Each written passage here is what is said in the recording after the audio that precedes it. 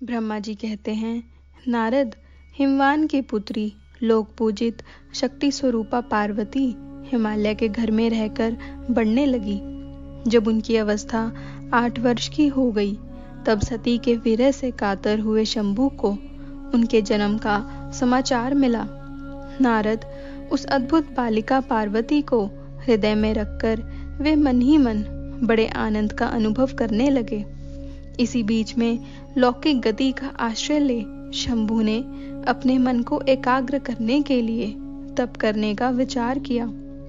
नंदी आदि कुछ शांत पार्षदों को साथ ले वे हिमालय के उत्तम शिखर पर गंगावतार नामक तीर्थ में चले आए, जहां पूर्व काल में ब्रह्मधाम से च्युत होकर समस्त पाप राशि का विनाश करने के लिए चली हुई परम पावनी गंगा पहले पहल भूतल पर अवतीर्ण हुई थी।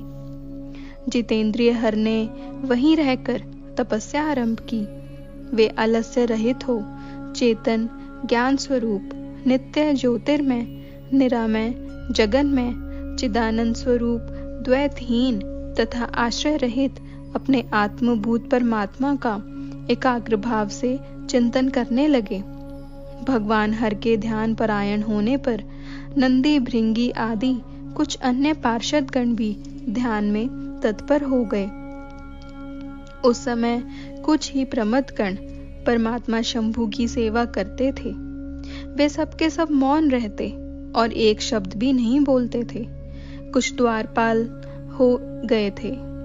इसी समय गिरिराज हिमवान इस औषधि बहुल शिखर पर भगवान शंकर का शुभागमन सुनकर उनके प्रति आदर की भावना से वहां आए। आकर सेवकों सहित गिरिराज ने भगवान रुद्र को प्रणाम किया, उनकी पूजा की और अत्यंत प्रसन्न हो हाथ जोड़ उनका सुंदर स्तवन किया। फिर हिमालय ने कहा, प्रभु, मेरा सौभाग्य का उदय हुआ है जो आप यहाँ पधारे हैं। आपने मुझे सनाथ कर दिया। क्यों न हो, महात्माओं ने यह ठीक वर्णन किया है कि आप दीन वत्सल हैं।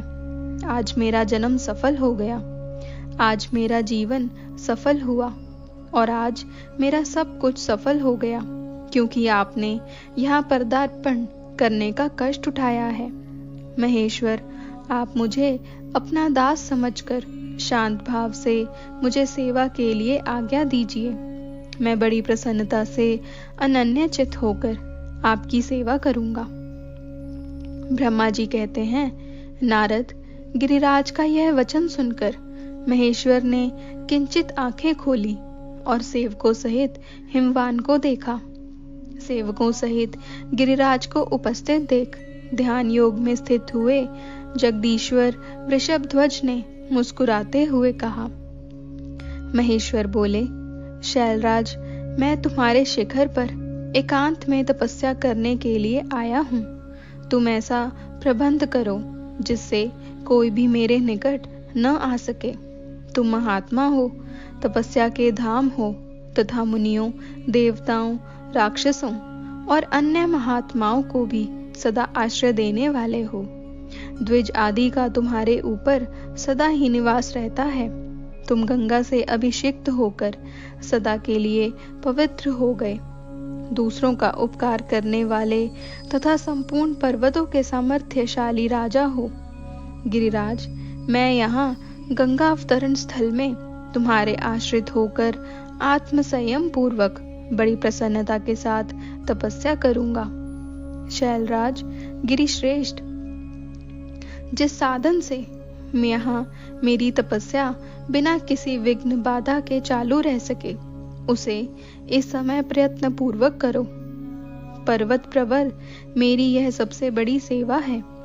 तुम अपने घर जाओ और मैंने जो कुछ कहा है उसका उत्तम प्रीति से यत्न पूर्वक प्रबंध करो। ब्रह्मा जी कहते हैं, नारद, ऐसा कहकर सृष्टिकर्ता जगदीश्वर भगवान शंभु चुप हो गए। उस समय गिरिराज ने शंभु से प्रेम पूर्वक यह बात कही, जगन्नाथ, परमेश्वर, आज मैंने अपने प्रदेश में स्थित हुए आपका स्वागत पूर्वक पूजन किया है। यही मेरे लिए महान सौभाग्य की बात है। अब आपसे और क्या प्रार्थना करूं? महेश्वर, कितने ही देवता बड़े बड़े यत्न का आश्रय ले महान तप करके भी आपको नहीं पाते। वे ही आप यहाँ स्वयं उपस्थित हो गए। मुझसे बढ़कर श्रेष्ठ सौभाग्यशाली और पुण्यात्मा दूसरा कोई नहीं है, क्योंकि आप मेरे पृष्ठभाग पर तपस्या के लिए उपस्थित हुए हैं। परमेश्वर, आज मैं अपने को देवराज इंद्र से भी अधिक भाग्यवान मानता हूँ, क्योंकि सेवकों सहित आपने यहाँ आकर मुझे अनुग्रह का भागी बना दिया। देवेश, आप स्वतंत्र हैं। यहाँ बिना किसी विघ्न बाधा के उत्तम तपस्या कीजिए। प्रभु, मैं आपका दास हूँ, अतः सदा आपकी आज्ञा के अनुसार सेवा करूँगा। ब्रह्मा जी कहते हैं, नारद, ऐसा कहकर गिरिराज हिमालय तुरंत अपने घर को लौट आए। उन्होंने अपनी प्रिय मैना को बड़े आदर से वह सारा वृतांत कह सुनाया। तत्पश्चात शैलराज ने साथ जाने वाले परिजनों तथा समस्त सेवक गणों को बुलाकर उन्हें ठीक ठीक समझाया। हिमालय बोले, आज से कोई भी गंगा अवतरण नामक स्थान में, जो मेरे पृष्ठभाग में है, मेरी आज्ञा मानकर न जाए। यह मैं सच्ची बात कहता हूँ। यदि कोई वहां जाएगा तो उस महादुष्ट को मैं विशेष दंड दूंगा। मुने इस प्रकार अपने समस्त गणों को शीघ्र ही नियंत्रित करके हिमवान ने विघ्न निवारण के लिए जो सुंदर प्रयत्न किया वह तुम्हें बताता हूँ, सुनो।